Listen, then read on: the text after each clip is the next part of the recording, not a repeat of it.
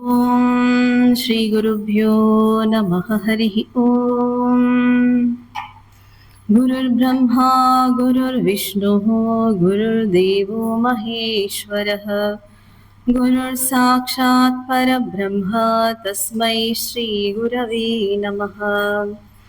ಜನನೀಂ ಶಾರದಾಂ ದೇವೀಂ ರಾಮಕೃಷ್ಣಂ ಜಗದ್ಗುರುಂ ಪಾದಪದ್ಮೇ ತಯೋ ಶ್ರುತ್ವಾ ಪ್ರಣಮಾಮಿ ಮುಹುರ್ಮುಹುಃ. ವಸುದೇವಸುತಂ ದೇವಂ ಕಂಸಚಾಣೂರಮರ್ದನಂ ದೇವಕೀ ಪರಮಾನಂದಂ ಕೃಷ್ಣಂ ವಂದೇ ಜಗದ್ಗುರುಂ. ಚಳ್ಳಕೆರೆಯ ಶ್ರೀ ಶಾರದಾ ಆಶ್ರಮದ ಅಧ್ಯಕ್ಷರಾದಂತಹ ಪರಮಪೂಜ್ಯ ಮಾತಾಜಿ ತ್ಯಾಗಮಯಿಯವರ ಪಾದಗಳಲ್ಲಿ ನನ್ನ ಭಕ್ತಿಪೂರ್ವಕ ಪ್ರಣಾಮಗಳನ್ನ ಸಲ್ಲಿಸ್ತೇನೆ. ಹಾಗೆ ನವಲಗೋದಿಂದ ಶ್ರೀ ಶಾರದೇಶ್ವರಿ ಆಶ್ರಮದಿಂದ ಆಗಮಿಸಿದಂತಹ ಪೂಜ್ಯ ಮಾತಾ ಅನನ್ಯಮೆಯವರಿಗೂ ನನ್ನ ಹೃತ್ಪೂರ್ವಕ ಪ್ರಣಾಮಗಳನ್ನ ಸಲ್ಲಿಸ್ತೇನೆ. ಹಾಗೂ ಈ ಭಾಗವತ ಶ್ರವಣ ಪುಣ್ಯಕರವಾದ ಒಂದು ಕಾರ್ಯದಲ್ಲಿ ಭಾಗಿಗಳಾದಂತಹ ತಮ್ಮೆಲ್ಲರಿಗೂ ಭಗವತ್ ಸ್ವರೂಪಿಗಳಾದ ತಮ್ಮೆಲ್ಲರಿಗೂ ಕೂಡ ನನ್ನ ಹೃತ್ಪೂರ್ವಕ ನಮಸ್ಕಾರಗಳನ್ನ ಸಲ್ಲಿಸ್ತೇನೆ. ಹಾಗೂ ಅದೇ ರೀತಿ ಈಗ ಸುಂದರವಾಗಿ ಭಗವದ್ಗೀತೆಗಳನ್ನ ಹೇಳಿದ ರಕ್ಷಿತಾ ಹಾಗೂ ಮನಸ್ವಿನಿ, ಹರ್ಷಿತಾ ಹಾಗೂ ಮನಸ್ವಿನಿ ಇಬ್ಬರು ಮಕ್ಕಳಿಗೂ ನನ್ನ ಪ್ರೀತಿಪೂರ್ವಕ ವಿಶೇಷ ಅಭಿನಂದನೆಗಳನ್ನ ಸಲ್ಲಿಸ್ತೇನೆ. ನನ್ನ ಪರಿಚಯ ಮಾಡಿಕೊಡೋರು ಒಂದು ವಿಷಯ ಹೇಳಕ್ ಮರ್ತು ಬಿಟ್ರು. ಇವೆಲ್ಲ ಇನ್ವಿಟೇಷನ್ ಅಲ್ಲಿ ಇವತ್ತು ಉಪನ್ಯಾಸ ಬೇರೆಯವ್ರದಿತ್ತಲ್ಲ, ಶ್ರೀಮತಿ ತೇಜಸ್ವಿನಿ ಅಂತ ಒಬ್ಬರು, ಅವರ ಅನಿವಾರ್ಯ ಕಾರಣಗಳಿಂದಾಗಿ ಬರ್ಲಿಕ್ಕಾಗ್ಲಿಲ್ಲ ಇವತ್ತು. ಆದ್ರಿಂದ ಪೂಜ್ಯ ಮಾತಾಜಿಯವರು ಭಾಗವತ ಚಿಂತನೆ ಮಾಡೋದಕ್ಕೆ ನನಗೊಂದು ಅವಕಾಶ ಕೊಟ್ಟಿದ್ದಕ್ಕಾಗಿ ನಾನು ಅವರಿಗೆ ಇನ್ನೂ ಕೃತಜ್ಞತೆಗಳನ್ನ ಸಲ್ಲಿಸ್ತೇನೆ. ಅದು ಅವ್ರ ವಿಷಯ ಏನಿತ್ತು, ನಿತ್ಯ ಜೀವನದಲ್ಲಿ ಭಾಗವತದ ಸಂದೇಶ ಆ ಥರ. ಅಂದ್ರೆ ಇವತ್ತು ನಾನು ಭಕ್ತಿಯ ಕುರಿತಾಗಿ ಕೆಲವು ಚಿಂತನೆಗಳನ್ನ ಹಂಚ್ಕೊಳ್ಳಕ್ಕೆ ಇಷ್ಟಪಡ್ತೇನೆ. ನಿಮ್ಗೆಲ್ಲ ಭಗವತ್ ಸ್ವರೂಪಿಗಳು ಅಂತ ಯಾಕೆ ಹೇಳಿದ್ರೆ, ಈಗ ನೀವು ನಿಜವಾಗ್ಲೂ ಭಗವತ್ ಸ್ವರೂಪಿಗಳೇ. ಆತ್ಮದ ಹಿನ್ನೆಲೆಯಲ್ಲಿ ನೋಡಿದಾಗ ನಾವೆಲ್ಲರೂ ಭಗವತ್ ಸ್ವರೂಪಿಗಳೇ. ಆದ್ರೆ ಇವತ್ತು ನೀವು ಇಷ್ಟು ಹೊತ್ತು ಇಲ್ಲಿ 2 ಅವರ್ ಕೂತಿರ್ತೀರಲ್ಲ, ನಿಮ್ಮಲ್ಲಿ ಭಗವತ್ ತತ್ವ ಹೆಚ್ಚು ಅಭಿವ್ಯಕ್ತ ಆಗಿರುತ್ತೆ. ಶ್ರೀರಾಮಕೃಷ್ಣರು ದಕ್ಷಿಣೇಶ್ವರದಲ್ಲಿದ್ದಾಗ ಒಂದಿನ ಕಾಳಿ ದೇವಸ್ಥಾನದಲ್ಲಿ ಎದುರುಗಡೆ ಕುತ್ಕೊಂಡಿರ್ತಾರೆ. ಅವರು ಕಾಳಿಯನ್ನೇ ದರ್ಶನ ಮಾಡ್ತಾ ಇರ್ತಾರೆ. ಅಲ್ಲಿ ಒಬ್ಬ ಭಕ್ತ ಭಾಗವತ ಪಾರಾಯಣ ಮಾಡ್ತಾ ಇರ್ತಾನೆ. ಅವರು ಕಾಳಿಯ ಹಾಗೆ ನೋಡ್ತಾ ಇರ್ತಾರೆ. ಒಂದು ಜ್ಯೋತಿ ಅವಳ ಹಣೆಯಿಂದ ಹೊರಟು ಆ ಭಕ್ತನನ್ನ ಸ್ಪರ್ಶಿಸಿ, ಆ ಭಾಗವತ ಗ್ರಂಥವನ್ನ ಸ್ಪರ್ಶಿಸಿ ಮತ್ತೆ ತಿರುಗಿ ಕಾಳಿಯಲ್ಲಿ ಹೋಗಿ ಲೀನ ಆಗ್ಬಿಡತ್ತೆ. ಆಗ ಅವರು ಅರ್ಥ ಮಾಡ್ಕೋತಾರೆ, ಭಾಗವತ, ಭಕ್ತ, ಭಗವಂತ ಒಂದೇ. ಆದ್ರಿಂದ ನೀವೆಲ್ಲ ಶ್ರವಣ ಮಾಡ್ತಾ ಇದ್ದೀರಲ್ಲ, ಎಲ್ಲ ಭಗವತ್ ಸ್ವರೂಪಿಗಳೇ. ನೀವು ಹೇಳ್ಬೋದು ನಾವೇನಪ್ಪ ಸಾಮಾನ್ಯ ಪ್ರಾಪಂಚಿಕರು, ಪ್ರಾಪಂಚಿಕ ವಿಷಯಗಳನ್ನ ಮುಳುಗಿರ್ತೀನಿ ನಮ್ಗೆಂತದು ಅಂತ. ಆದ್ರೆ ಇರ್ಬೋದು, ಸೂಕ್ತವಾಗಿರುತ್ತೆ. ಮನೇಲಿ ಹೋದಾಗ ಅಲ್ಲಿ ಹೆಚ್ಚು ಅಭಿವ್ಯಕ್ತ ಆಗಿದೆ ಭಗವತ್ ತತ್ವ. ಭಕ್ತಿ, ಭಾಗವತದ ಸಾರವೇ ಭಕ್ತಿ, ರಸವೇ ಭಕ್ತಿ ಅಂತ ಹೇಳ್ಬೇಕು. ಮತ್ತೆ ಶ್ರೀರಾಮಕೃಷ್ಣ ಹೇಳಿದ್ರೆ, ಕಲಿಯುಗದಲ್ಲಿ ಭಕ್ತಿ ಮಾರ್ಗವೇ ಅತ್ಯಂತ ಸುಲಭವಾದ ಮಾರ್ಗ.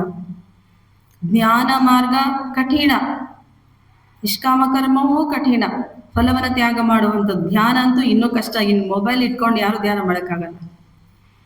ಅದರಿಂದ ಭಕ್ತಿ ಮಾರ್ಗ ಅತ್ಯಂತ ಸರಳ. ಕೃತಯುಗದಲ್ಲಿ 10 ವರ್ಷ ತಪಸ್ಸು ಮಾಡಿ ಏನು ಫಲ ಗಳಿಸ್ಕೋತಾರೋ, ತ್ರೇತಾಯುಗದಲ್ಲಿ ಅಷ್ಟೇ ಫಲವನ್ನ 1 ವರ್ಷ ಉಪಾಸನೆಗಳಿಂದ ಫಲ ಪಡೀತಾರೆ. ದ್ವಾಪರ ಯುಗದಲ್ಲಿ ಅಷ್ಟೇ ಫಲವನ್ನ 1 ತಿಂಗಳಲ್ಲಿ ಯಜ್ಞ ಯಾಗಾದಿಗಳನ್ನ ಮಾಡಿ ಫಲವನ್ನ ಪಡೀತಾರೆ. ಅಷ್ಟೇ ಫಲ ಕಲಿಯುಗದಲ್ಲಿ 1 ದಿನದಲ್ಲಿ ನಾಮ ಸಂಕೀರ್ತನೆ ಮಾಡಿ ಗಳಿಸ್ಕೋಬಹುದು. ಇದು ಶಾಸ್ತ್ರಗಳಲ್ಲಿ ಹೇಳಿದೆ. ಅಷ್ಟು ಭಕ್ತಿಯ ಮಹಿಮೆ ಇದೆ. ಈ ಭಾಗವತವನ್ನ ನೀವು ಯಾವ ಇದರಲ್ಲಿ ನೋಡಿದ್ರು, ಆಂಗಲ್ ನಲ್ಲಿ ಅಂತ ಹೇಳಿ ದೃಷ್ಟಿಕೋನ ನೋಡಿದ್ರೆ ಭಕ್ತಿ ರಸವೇ ಸಿಗೋದು. ಶ್ರೀರಾಮಕೃಷ್ಣ ಚಾಣದ ವಡೆ ಅಂತ ಹೇಳ್ತಾರೆ. ಅಂದ್ರೆ ರಸಗುಲ್ಲ ಅಂತ ಇಟ್ಕೊಳ್ಳಿ. ರಸಗುಲ್ಲ ಪಾಕದಲ್ಲಿ ಅದ್ರದಾಗ ನೋಡಿ ಯಾವ ಕಡೆ ತಿಂದ್ರು ನಿಮ್ಗೆ ಸಕ್ಕರೆ ಪಾಕ ಸಿಗುತ್ತೆ. ಭಾಗವತ ನೀವು ಎಲ್ಲಿ ಅಧ್ಯಯನ ಯಾವ ಮೂಲದಾಗ ನೋಡಿದ್ರು ನೀವು ಭಕ್ತಿಯ ರಸವೇ ಸಿಗುವಂಥದ್ದು. ಮತ್ತು ಅನಂತ ಸಾಗರ ಇದು. ಈ ನಾವು ಕೇಳ್ತಾ ಇದ್ದೀವಲ್ಲ ಸಪ್ತಾಹದಲ್ಲಿ, ಒಂದು ಸಕ್ಕರೆ ಕಣ ಇದು, ಸಕ್ಕರೆ ಕಣ, ಅಷ್ಟು ಅನಂತವಾಗಿದೆ ಭಾಗವತ. ಒಂದು ಸಕ್ಕರೆ ಬೆಟ್ಟ ಐತಂತೆ, ಇರುವೆ ಸಕ್ಕರೆ ತಿನ್ನಕ್ ಹೋಯ್ತಂತೆ. ಅದಕ್ಕೆ ಬೆಟ್ಟ ಕಾಣಿಸಲ್ಲ, ಅದೆಷ್ಟು ಇಷ್ಟಿರುತ್ತಲ್ಲ, ಒಂದು ಸಕ್ಕರೆ ಕಣ ತಿನ್ನೋಷ್ಟೊತ್ತಿಗೆ ಹೊಟ್ಟೆ ತುಂಬಿಡ್ತಂತೆ ಅದಕ್ಕೆ. ಇನ್ನು ನೆಕ್ಸ್ಟ್ ಟೈಮ್ ಬಂದಾಗ ಎಲ್ಲ ಹೊತ್ಕೊಂಡು ಹೋಗ್ತೀನಿ ಅಂತ ಹೇಳಿ ಹೋಗ್ತಂತೆ. ಅದು ಗೊತ್ತಿಲ್ಲ ಬೆಟ್ಟ ಎಷ್ಟು ದೊಡ್ಡದಿದೆ ಅಂತ. ನಮ್ದು ಕತೆ ಅಷ್ಟೇ, ಒಂದು ಕಣ ನಾವು ಇಲ್ಲಿ ಅನುಭವಿಸ್ತಾ ಇರೋದು, ಅದನ್ನ ನಾವು ಮತ್ತೆ ಸ್ಟೋರ್ ಮಾಡ್ಕೋಬೇಕು. ಧ್ಯಾನ ಮಾರ್ಗವನ್ನ ಆಚರಣೆ ಮಾಡಿ, ನೀವು ಧ್ಯಾನವನ್ನ ಆಚರಣೆ ಮಾಡಿ, ನಿಷ್ಕಾಮ ಕರ್ಮವನ್ನ ಆಚರಣೆ ಮಾಡಿ.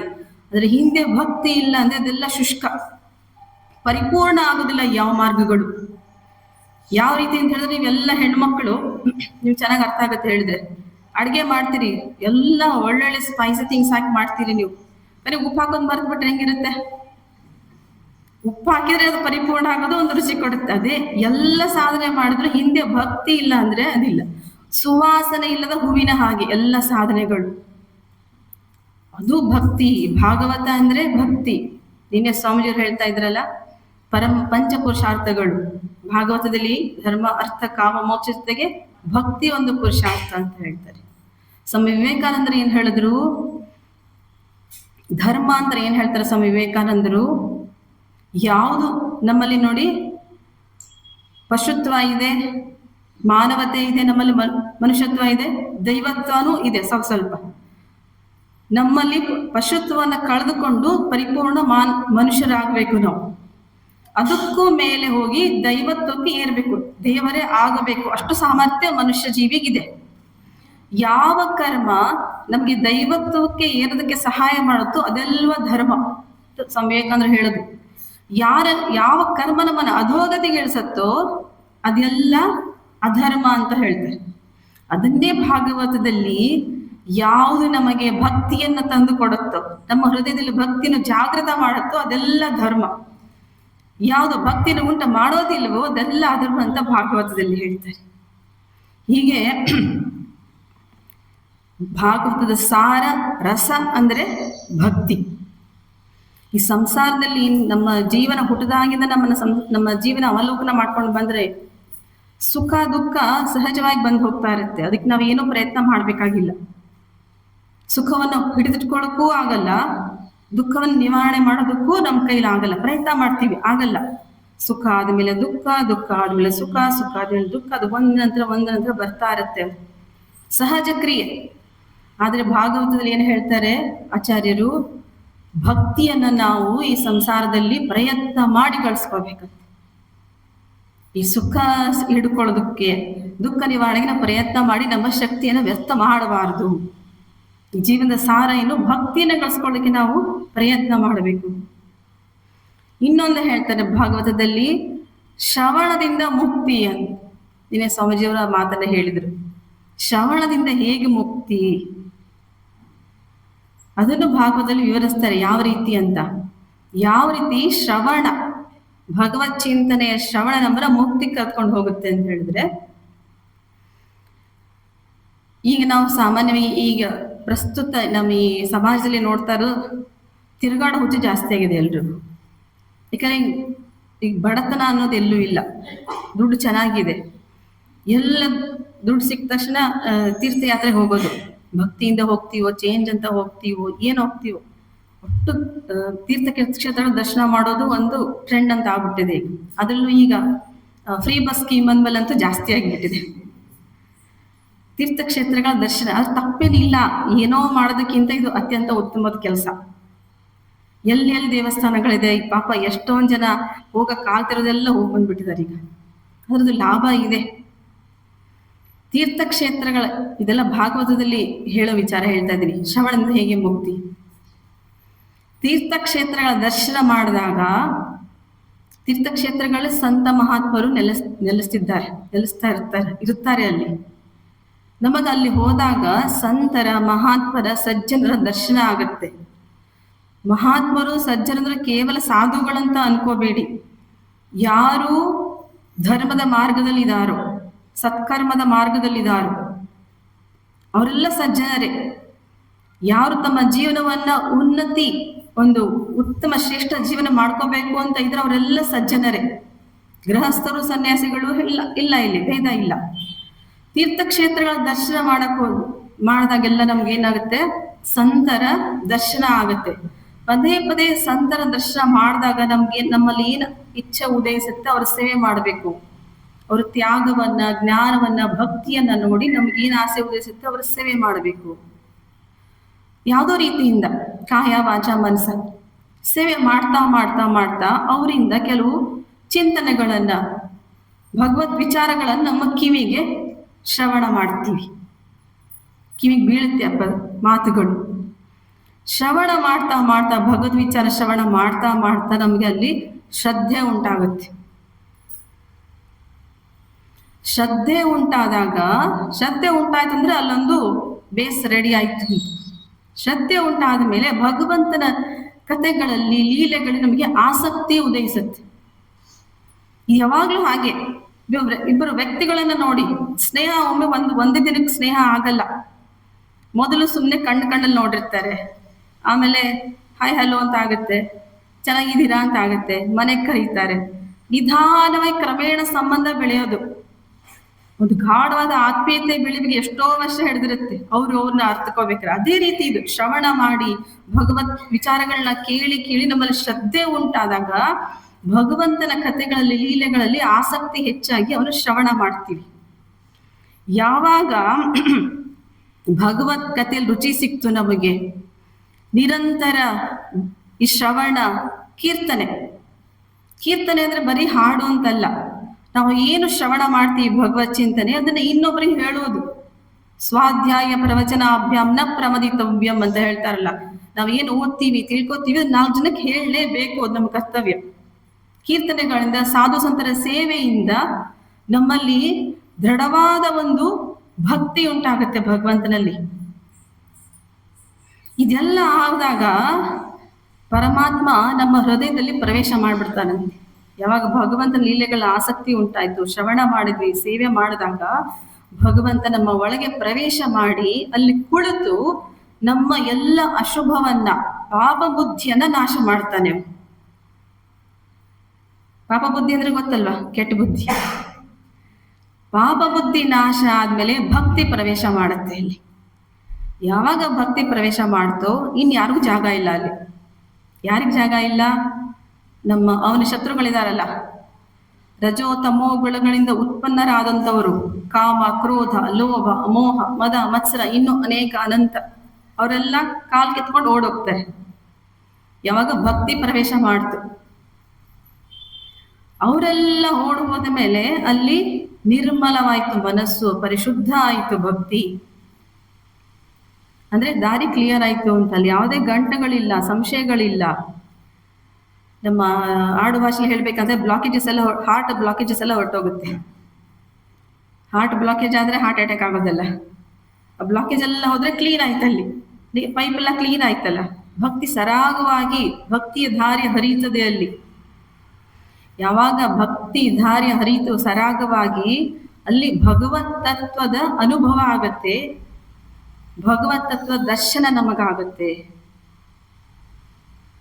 ಈ ರೀತಿಯಾಗಿ ಆ ಆತ್ಮರೂಪಿ ಭಗವಂತನ ದರ್ಶನ ಆಗಿ ಭಿದ್ಯತೆ ಹೃದಯ ಗ್ರಂಥಿ ಚಿತ್ಯಂತೆ ಸರ್ವ ಸಂಶಯಾ ಕ್ಷೀಯಂತೆ ಚಾಸ್ಯ ಕರ್ಮಾಣಿ ತಸ್ಮಿನ್ ದೃಷ್ಟೇ ಪರಾವರೇ.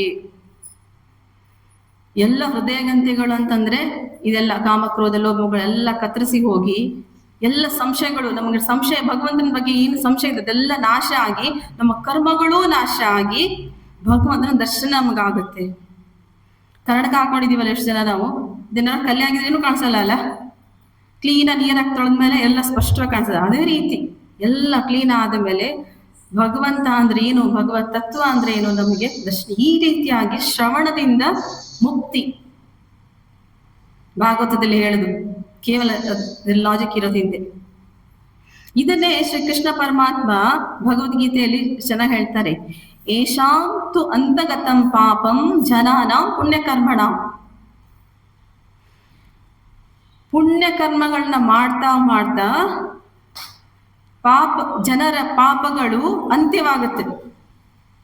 ಯಾರ ಪಾಪಗಳು ಪುಣ್ಯವನ್ನ ಮಾಡಿ ಮಾಡಿ ಪಾಪಗಳು ಕ್ಷೀಣವಾಗುತ್ತೋ ತೇ ದ್ವಂದ್ವ ಮೋಹ ನಿರ್ಮುಕ್ತ, ಅವ್ರೇನಾಗ್ತಾರೆ, ದ್ವಂದ್ವಗಳಿಂದ ಉಂಟಾದ ಮೋಹಗಳಿಂದ ಮುಕ್ತರಾಗ್ತಾರೆ ಅವರು. ದ್ವಂದ್ವಗಳಂದ್ರೆ ಯಾವುದು? ಬೇಕು ಬೇಡ, ಸುಖ ದುಃಖ, ಮಾನ ಅಪಮಾನ, ಇದೆಲ್ಲ ಇದಿಲ್ಲ, ಎರಡೆರಡು ಕನ್ಫ್ಲಿಕ್ಟ್ಸ್, ಇದೆಲ್ಲ ಭ್ರಮೆಯಿಂದ ಉಂಟಾಗುವಂಥದ್ದು. ಇದೆಲ್ಲ ದ್ವಂದ್ವಗಳು ಮೋಹಗಳು ನಾಶ ಆಗಿ ಭಜಂತೆ ಮಾಂ ದೃಢವ್ರತಾಹ, ದೃಢವ್ರತರಾಗಿ ನನ್ನ ಭಜಿಸುತ್ತಾರೆ. ಎಷ್ಟು ಚೆನ್ನಾಗಿ ಹೇಳಿದ, ಸಿಂಪಲ್ ವೇ. ನೀವು ಸುಮ್ಮನೆ ಪುಣ್ಯ ಮಾಡ್ತಾ ಹೋಗಿ ಆಟೋಮೆಟಿಕ್ ಆಗಿ ಪಾಪ ಎಲ್ಲ ನಾಶ ಆಗುತ್ತೆ. ಯಾವಾಗ ಪಾಪ ನಾಶ ಆಗುತ್ತೋ, ಕ್ಷೀಣ ಆಗುತ್ತೋ, ನಮ್ಮಲ್ಲಿ ದ್ವಂದ್ವಗಳು ನಾಶ ಆಗಿ ಮೋಹ ನಾಶ ಆಗಿ ಭಗವಂತನ ಭಜಿಸಬೇಕು ಅಂತ ಮನಸ್ಸು ಬರುತ್ತೆ. ಈಗ ಇಷ್ಟು ಜನ ಇಲ್ಲಿ ಸೇರಿದ್ದೀರಿ, ಬೆಳಗ್ಗೆ ಸಂಕಲ್ಪ ಮಾಡಿರ್ತೀರಿ ಹೋಗೋಣ ಇವತ್ತು ಪ್ರವಚನಕ್ಕೆ ಅಂತ. ಕೆಲವರು ಹೋಗೋದೇ, ಅಲ್ಲಿ ಎರಡನೇ ಮಾತೇ ಇಲ್ಲ ಅಂತ ನಿರ್ಧಾರ ಮಾಡಿರ್ತಾರೋ ದೃಢವೃತ್ತರು. ಕೆಲವರಿಗೆ ಹೋಗ್ಲೋ ಬೇಡೋ ಅಂತ ಸಂಜೆ ತನಕ ಕಾಲ್ ಕೆದ ತನಕ ಡೌಟ್ ಇರ್ತಿದಿಲ್ವೇ, ಏನೇನೋ ಅದಕ್ಕೆ ಆತಂಕಗಳು ಬರುತ್ತೆ. ಎಲ್ಲ ಹೊರಗೆ ಹೋಗಿ ಮಾರ್ಕೆಟಿಗೆ ಹೋಗಿ ಬರಲ್ಲ, ಅಥವಾ ಯಾರಿಗೋ ಫೋನ್ ಮಾಡಲ್ಲ, ಟಿವಿ ನೋಡ್ಲಾ, ಅಥವಾ ಮನೇಲಿ ರೆಸ್ಟ್ ಮಾಡ್ಲಾ, ಯಾಕೋ ಹುಷಾರಿಲ್ಲ, ಎಷ್ಟೊಂದು ದ್ವಂದ್ವಗಳು ಬರುತ್ತೆ. ಇದೆಲ್ಲ ದ್ವಂದ್ವಗಳಿಂದ ನಾಶ ಆಗುತ್ತೆ. ಯಾರು ಪುಣ್ಯ ಕರ್ಮ ಬಲವಾಗಿರ್ತದೋ ಅವ್ರಿಗೆ ಇನ್ನೊಂದು ಮಾತಿಲ್ಲ, ಹೋಗಬೇಕು ಮುಗೀತು ಅಷ್ಟೆ. ಮುಂದೆ ಹೇಳ್ತಾನೆ, ತೇಷಾಂ ಸತತಯುಕ್ತಾನಾಂ ಭಜತಾಂ ಪ್ರೀತಿಪೂರ್ವಕಂ, ಅವರು ಸತತವಾಗಿ ಒಂದೇ ಮನಸ್ಸಿನಿಂದ ಭಜತಾಂ ನನ್ನನ್ನು ಭಜಿಸುತ್ತಾರೆ, ಪ್ರೀತಿಯಿಂದ ಭಜಿಸ್ತಾರೆ. ಯಾವಾಗ ಅವರಿಗೆ ದೃಢವಾಗಿ ಭಕ್ತಿ ಉಂಟಾಯಿತು.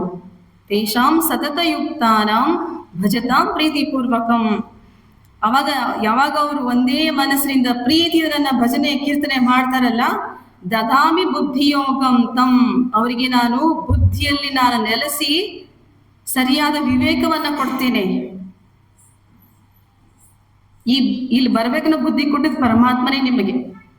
ನಾವು ಸ್ವಂತ ಇದರಿಂದ ಬಂದಿದ್ದಲ್ಲ, ನಮ್ಮ ಪುಣ್ಯ ಕರ್ಮಗಳಿಂದ ಭಗವಂತ ನಮ್ಮ ಬುದ್ಧಿಯಲ್ಲಿ ನೆಲೆಸಿ ಹೋಗು ಅಲ್ಲಿ ಕುತ್ಕೋ ಪ್ರವಚನದಲ್ಲಿ ಅಂತ ಹೇಳ್ತಾನೆ, ಸತ್ಸಂಗ ಅನುಭವಿಸು ಅಂತ ಹೇಳ್ತಾನೆ. ದಾಮಿ ಬುದ್ಧಿಯೋಗಂ ತಂ, ಬುದ್ಧಿಯನ್ನ ಕೊಡ್ತೇನೆ ನಾನು ಅವರಿಗೆ. ಏನ ಮಾ ಉಪಯಾಂತಿತೆ, ಅದರಿಂದ ಅವರು ನನ್ನನ್ನ ಪಡೀತಾರೆ.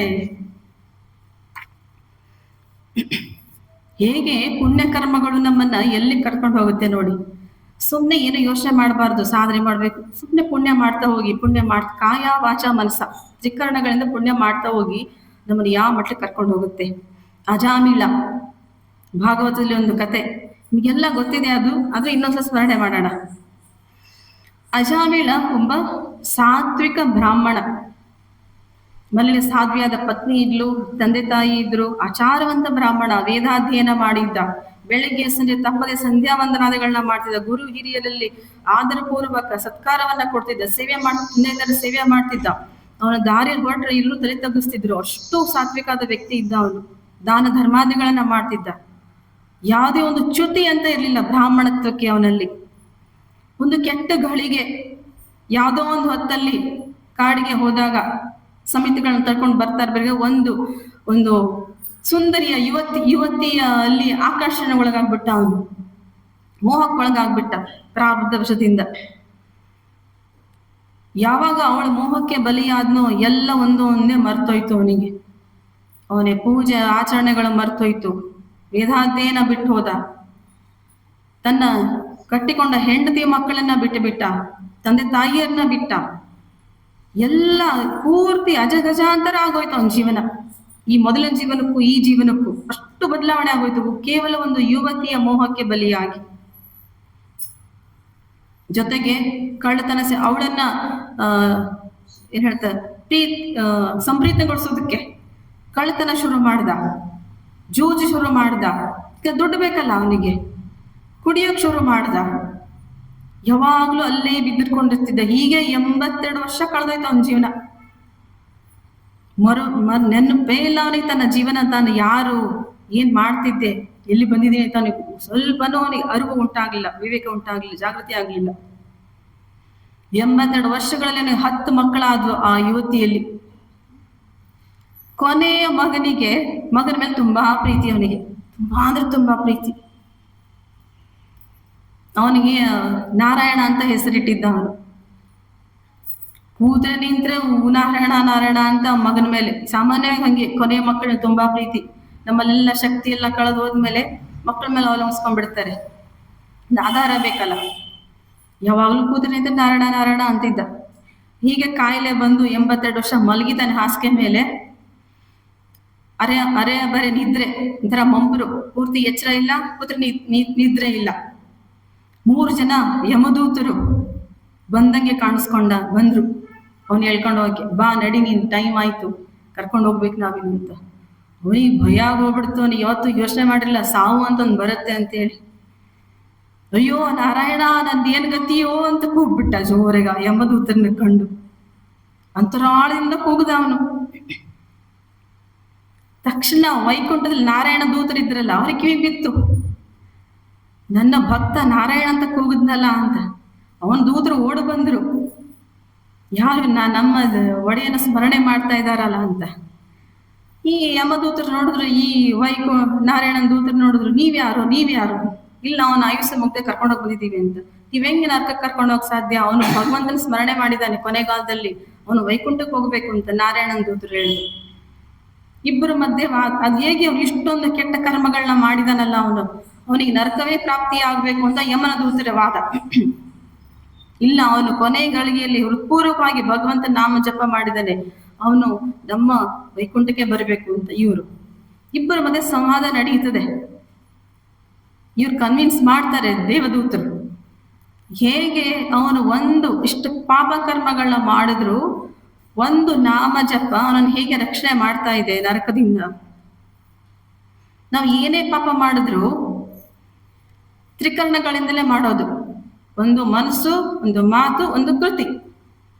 ತ್ರಿಕರಣಗಳಿಂದ ಏನೇ ಪಾಪ ಮಾಡಿದ್ರು ಅದಕ್ಕೆ ಶಾಸ್ತ್ರಗಳಲ್ಲಿ ಪ್ರಾಯಶ್ಚಿತ್ತ ಅಂತ ಹೇಳಿದ್ದಾರೆ. ಚಿಕ್ಕ ಪಾಪಗಳಿಗೆ ಚಿಕ್ಕದ ಪ್ರಾಯಶ್ಚಿತ್ತ ಕರ್ಮಗಳು, ದೊಡ್ಡ ದೊಡ್ಡ ಪಾಪಗಳಿಗೆ ದೊಡ್ಡ ದೊಡ್ಡ ಪ್ರಾಯಶ್ಚಿತ್ತ ಕರ್ಮಗಳು ಅಂತ ಶಾಸ್ತ್ರಗಳಲ್ಲಿ ದಾನ, ಧರ್ಮಾದಿ, ವ್ರತಗಳು, ಏನೇನೋ ಆಚರಣೆಗಳನ್ನ ಹಾಕೊಟ್ಟಿದ್ದಾರೆ. ಆ ಪ್ರಾಯಶ್ಚಿತ್ತ ಏನಾಗತ್ತೆ, ಆ ಪ್ರಾಯಶ್ಚಿತ್ತ ಮಾಡಿದ್ಮೇಲೆ ಪಾಪ ಬುದ್ಧಿನೂ ಹೋಗಲ್ಲ. ಪಾಪ ಕರ್ಮದ ಒಂದು ಇದು ಹೋಯ್ತು ಅಂತ ಇಟ್ಕೊಳ್ಳಿ, ಆದ್ರೆ ಪಾಪ ಬುದ್ಧಿ ಹೋಗಲ್ಲ. ಪ್ರಾಯಶ್ಚಿತ್ತ ಮಾಡಿದ್ರೆ ಮತ್ತೆ ಪಾಪ ಮಾಡ್ಬೋದು ನಾವು.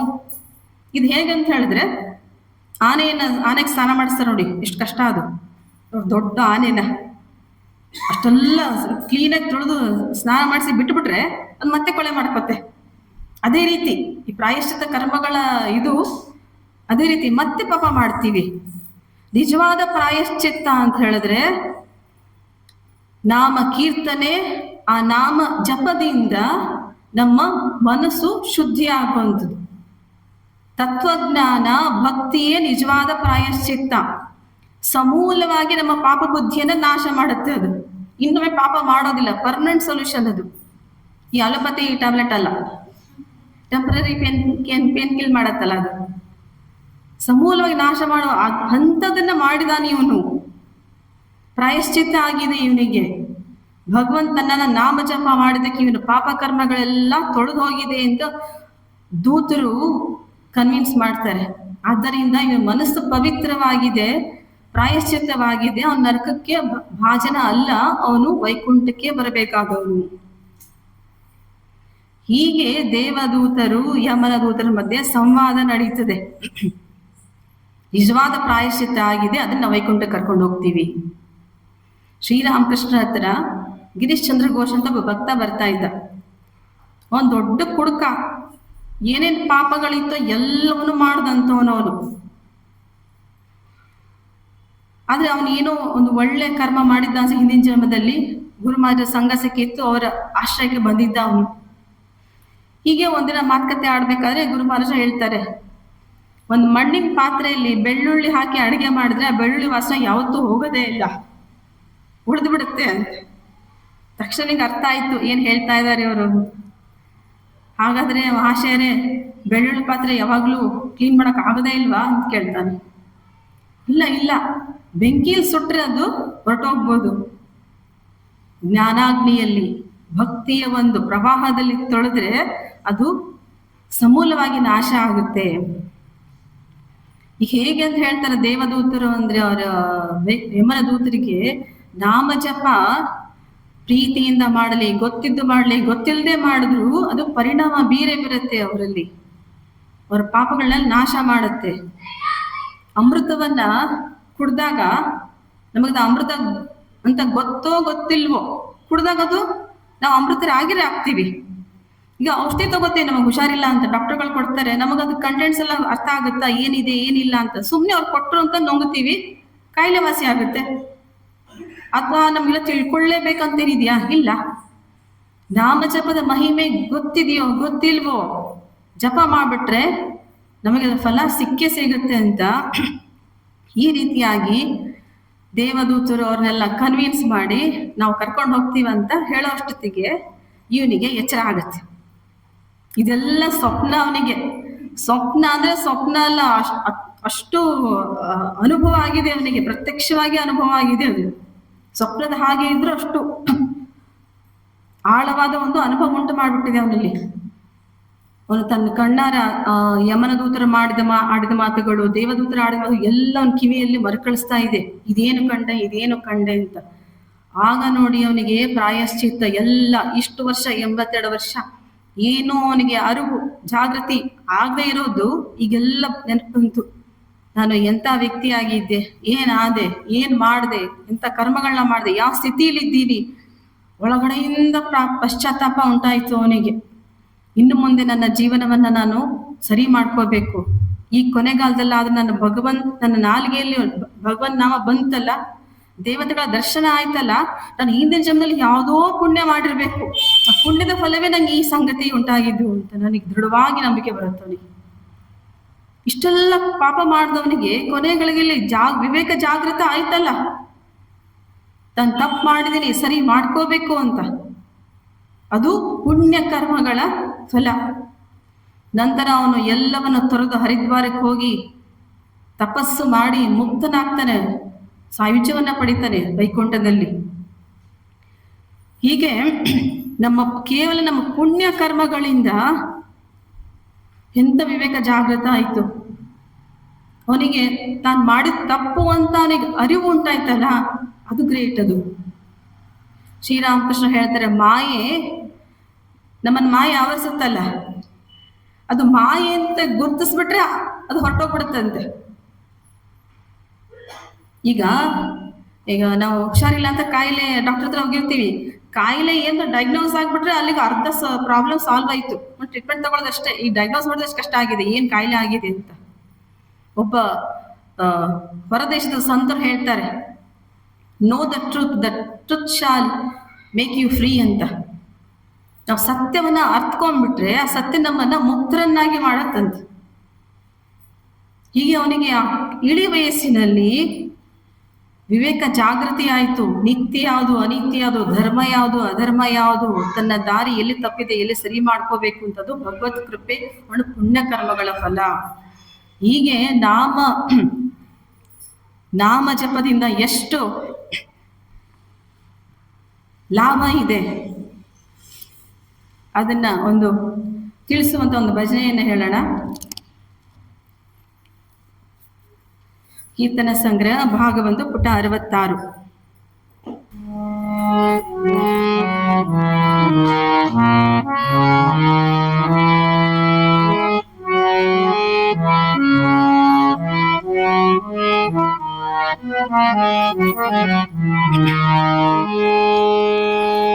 ನೀನ್ಯಾಕೋ ನಿನ್ನ ಹಂಗ್ಯಾಕೋ ರಂಗ, ನೀನ್ಯಾಕೋ ನಿನ್ನ ಹಂಗ್ಯಾಕೋ ನಿನ್ನ ನಾಮದ ಬಲವಂದಿದ್ದರೆ ಸಾಕೋ, ನೀನ್ಯಾಕೋ ನಿನ್ನ ಹಂಗ್ಯಾಕೋ ರಂಗ, ನೀನ್ಯಾಕೋ ನಿನ್ನ ಹಂಗ್ಯಾಕೋ.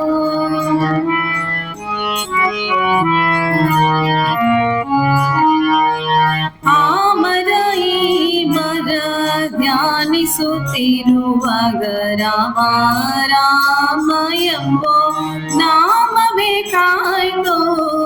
ಆ ಮರ ಈ ಮರ ಧ್ಯಾನಿಸುತ್ತಿರುವಾಗ ರಾಮ ರಾಮ ಎಂಬೋ ನಾಮ ಬೇಕಾಯ್ತೋ. ಯಮನ ದೂತರು ಬಂದು ಅಜಮಿಳ ನೆಳೆವಾಗ, ಯಮನ ದೂತರು ಬಂದು ಅಜಮಿಳ ನೆಳೆವಾಗ, ನಾರಾಯಣ ಎಂಬೋ ನಾಮವೇ ಕಾಯ್ತೋ, ನೀನ್ಯಾಕೋ ನಿನ್ನ ಹಂಗ್ಯಾಕೋ ರಂಗ, ನೀನ್ಯಾಕೋ ನಿನ್ನ ಹಂಗ್ಯಾಕೋ.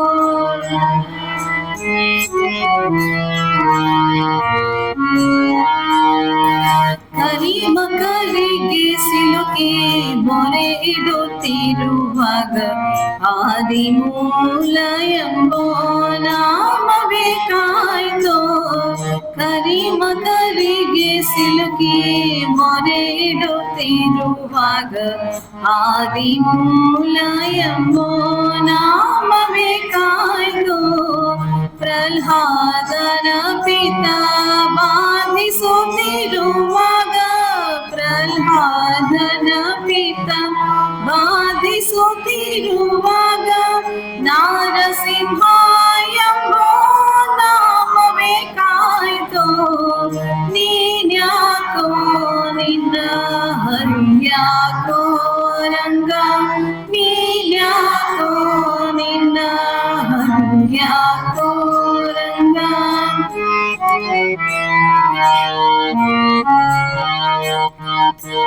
ಬಾಲೆಯ ಸಭೆಯಲ್ಲಿ ಸೀರೆಯ ಸೆಳೆವಾಗ, ಕೃಷ್ಣ ಕೃಷ್ಣ ಎಂಬೋ ನಾಮವೇ ಕಾಯ್ತೋ, ಬಾಲೆಯ ಸಭೆಯಲ್ಲಿ ಸೀರೆಯ ಸೆಳೆವಾಗ, ಕೃಷ್ಣ ಕೃಷ್ಣ ಎಂಬೋ ನಾಮವೇ ಕಾಯ್ತೋ, ನಿನ್ನ ನಾಮಕ್ಕೆ ಸರಿ ಕಾಣೆನೋ ಜಗದಲ್ಲಿ, ನಿನ್ನ ನಾಮಕ್ಕೆ ಸರಿ ಕಾಣೆನೋ ಜಗದಲ್ಲಿ, ಘನ್ನ ಮಹಿಮ ಸಿರಿ ಪುರಂದರ ವಿಠಲ, ನೀನ್ಯಾಕೋ ನಿನ್ನ ಹರ್ಯಾಕೋ ರಂಗ, ನೀನ್ಯಾಕೋ ನಿನ್ನ ಹರ್ಯಾಕೋ ನಿನ್ನ ನಾಮದ ಬಲವೋ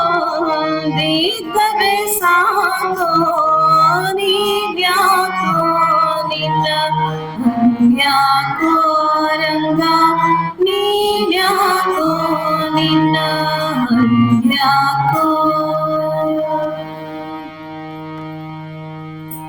ಸಿದ್ಧಾಸ್ ಎಷ್ಟು ಚೆನ್ನಾಗಿ ಹೇಳ್ತಾರೆ, ನಿನ್ ಸವಾಸನೆ ಬೇಡ, ನಿನ್ನ ನಾಮ ಒಂದೇ ಸಾಕು ನಮಗೆ. ಆ ಮರ ಈ ಮರ ಧ್ಯಾನಿಸುತ್ತಿರುವಾಗ, ಯಾರ್ದು ಹೇಳಿ ಅದು? ವಾಲ್ಮೀಕಿ ರತ್ನಾಕರ. ರಾಮ ರಾಮನಾಗ್ ಬರ್ತಿರ್ಲಿಲ್ವಂತೆ. ಮರ ಮರ ಅನ್ನೋದ್ಮೇಲೆ ರಾಮ ರಾಮ ಅಂದ್ಬಿಟ್ಟು ಅವನು ಋಷಿ ಆಗ್ಬಿಟ್ಟ, ಮಂತ್ರದೃಷ್ಟಾರ ಆಗ್ಬಿಟ್ಟು. ಯವನ ದೂತರು ಬಂದು ಅಜಮಿಳ ನೆಳೆವೇಗ, ಈಗ ತಾರೆ ನೋಡಿದ್ವಲ್ಲ ಕತೆ. ಕರಿಮಕರಿಗೆ ಸಿಲುಕಿನ ಗಜೇಂದ್ರ ಮೋಕ್ಷ, ಗಜೇಂದ್ರ ಆದಿಮೂಲ ಎಂಬೋ ನಾಮವೇ ಕಾಯ್ತು, ಮೋಕ್ಷ ಸಿಕ್ತು. ಪ್ರಹ್ಲಾದನ ಪಿತ ಬಾಧಿಸುತ್ತಿರುವಾಗ ನಾರಸಿಂಹ ಬಂದು ರಕ್ಷಣೆ ಮಾಡ್ತಾರೆ. ಬಾಲೆ ಸಭೆಯಲ್ಲಿ ಸೀರೆ ಸೆಳೆಯುವಾಗ ದ್ರೌಪದಿ ಅಕ್ಷಯ ಮಾಡಿದ ವಸ್ತ್ರ. ಹೀಗೆ ನಾಮ ತಿಳಿದ್ಯೋ ನಾಮ ಜಪ ಮಾಡಿದ ನಮ್ಮನ್ನು ಖಂಡಿತ ನಮ್ಮನ್ನದು ರಕ್ಷಣೆ ಮಾಡುತ್ತೆ. ಇನ್ನು ಭಕ್ತಿ, ನಾರದ ಭಕ್ತಿ ಸೂತ್ರದಲ್ಲಿ ಭಕ್ತಿಯನ್ನ ಹೇಗೆ ಹೇಳ್ತಾರೆ ಅಂತ ಹೇಳಿದ್ರೆ, ಸಾತು ಅಸ್ಮಿನ್ ಪರಮ ಪ್ರೇಮ ರೂಪ, ಅದು ಪರಮ ಪ್ರೇಮ ಸ್ವರೂಪವುಳ್ಳದ್ದು. ಯಾವುದು? ಭಕ್ತಿ. ಅಮೃತ ಸ್ವರೂಪಾಚ, ಅದು ಅಮೃತ ಸ್ವರೂಪ. ಅಮೃತ ಅಂದ್ರೆ ಮೃತ ಇಲ್ಲದ್ದು, ಶಾಶ್ವತವಾಗಿರುವಂಥದ್ದು, ನಿತ್ಯವಾಗಿರುವಂಥದ್ದು. ಪರಮ ಪ್ರೇಮ, ಪರಮ ಆನಂದ ಎರಡು ಒಂದೇ. ಪರಮ ಪ್ರೇಮ ಉಂಟಾದಾಗ ಪರಮಾನಂದ ಆಗುವುದು, ಪರಮ ಆನಂದ ಉಂಟಾದಾಗ ಪರಮ ಪ್ರೇಮರಾಗ್ತೀವಿ. ಅಂದ್ರೆ ಭಕ್ತಿ ಆನಂದ ಸ್ವರೂಪ, ಪ್ರೇಮ ಸ್ವರೂಪ, ನಮ್ಮ ಸ್ವಸ್ವರೂಪವೂ ಹೌದು. ಉಪನಿಷತ್ತಲ್ಲಿ ಬೃಹದಾರಣ್ಯಕ ಉಪನಿಷತ್ತಲ್ಲಿ ಯಾಜ್ಞವಲ್ಕ ಮೈತ್ರೇಯ ಸಂವಾದ ಇದೆ. ಯಾಜ್ಞವಲ್ಕ ಋಷಿಗಳಿಗೆ ಇಬ್ಬರು ಪತ್ನಿಯರು, ಮೈತ್ರೇಯಿ ಕಾತ್ಯಾಯಿನಿ. ಮೈತ್ರೇಯಿ ಆಧ್ಯಾತ್ಮಿಕ ಸ್ವಭಾವ ಉಳ್ಳವಳು, ಕಾತ್ಯಾಯಿನಿ ಗೃಹ ಕೃತ್ಯಗಳಲ್ಲಿ ಆಸಕ್ತಿ ಉಳ್ಳವಳು. ಯಾಜ್ಞವಲ್ಕರು ಇನ್ನೆಲ್ಲವನ್ನು ತ್ಯಾಗ ಮಾಡಿ ಸನ್ಯಾಸ ಸ್ವೀಕರಿಸಿ ಸಾಧನೆ ಮಾಡಿ ಮೋಕ್ಷಕ್ಕೆ ಪ್ರಯತ್ನ ಮಾಡಬೇಕು ಅಂತ ಆಸೆ ಬರುತ್ತೆ, ಸಂಕಲ್ಪ ಮಾಡ್ತಾರೆ. ಇಬ್ಬರು ಪತ್ನಿಯರನ್ನ ಕರೆದು ಎಲ್ಲ ಆ ಗುರುಕುಲದ ಸಂಪತ್ತನ್ನೆಲ್ಲ ಭಾಗ ಮಾಡಿ, ಇನ್ನು ಮೇಲೆ ನೀವೇ ನೋಡ್ಕೋಬೇಕು, ಇದನ್ನ ನಾನು ತಪಸ್ಸಿಗೆ ಹೊರಡಬೇಕು ಅಂತ ಹೇಳ್ತಾರೆ. ಕಾತ್ಯಾಯನಿಗೆ ಏನು ವ್ಯತ್ಯಾಸ ಆಗಲ್ಲ. ಅವಳ ಪಾಲ್ದಿನ ಬಂತು, ಎಲ್ಲ ಸಂತೋಷವಾಗಿ ಬಿಟ್ಲು. ಅವಳೇನ್ ತಲೆ ಕೆಡ್ಸ್ಕೊಳ್ಳಿಲ್ಲ. ಮೈತ್ರಿ ಯೋಚನೆ ಮಾಡ್ತಾಳೆ, ಇಷ್ಟೆಲ್ಲ ಸಂಪತ್ತನ್ನ, ಪತ್ನಿಯನ್ನ, ಶಿಷ್ಯರನ್ನ ತ್ಯಾಗ ಮಾಡಿ ಹೋಗ್ತಾ ಇದಾರಲ್ಲ, ಇದಕ್ಕಿಂತ ಹೆಚ್ಚಿಂದೇನೋ ಸಿಕ್ಕಿರ್ಬೇಕು ಅವರಿಗೆ, ಹೆಚ್ಚಿಂದ ಪಡ್ಕೊಳ್ಳೋ ಆಸೆ, ಅದಕ್ಕೆ ಹೋಗ್ತಾ ಇದಾರೆ ಅವರು. ಯಾವಾಗ್ಲೂ ನಾವು ಒಂದನ್ನು ತ್ಯಾಗ ಮಾಡ್ತೀನಿ, ಇನ್ನೊಂದನ್ನ ಹೆಚ್ಚಿನ ಸಿಕ್ಕಿರುತ್ತೆ ಅಂತ. ಅದೇ ರೀತಿ ಕೇಳ್ತಾಳೆ ಅವಳು, ನೀವು ಯಾವ್ದನ್ನ ಪಡೆದುಕೊಳ್ಳಕ್ಕೆ ಇದನ್ನೆಲ್ಲ ತ್ಯಾಗ ಮಾಡ್ತಿದ್ರಲ್ಲ, ಅದು ಈ ವಸ್ತುಗಳಿಂದ ಸಿಗುತ್ತಾ? ಇಲ್ಲ ಅಂತ ಹೇಳ್ತಾರೆ. ಆಗ ನನಗೂ ಇದು ಬೇಡ, ನೀವೇನ್ ಪಡ್ಕೊಳ್ತಾ ಇದ್ರು ಅದು ನನಗೂ ಅದೇ ಬೇಕು. ಆಗ ಅವ್ರಿಗೆ ಸಂತೋಷ ಆಗುತ್ತೆ. ಮೈತ್ರಿ ಈ ತರ ಒಂದು ಪ್ರಶ್ನೆಯನ್ನು ಕೇಳಿದಾಗ ಅವಾಗ ಅವರು ಆತ್ಮದ ಕುರಿತಾಗಿ ಕೆಲವು ಮಾತುಗಳು ಹೇಳ್ತಾರೆ.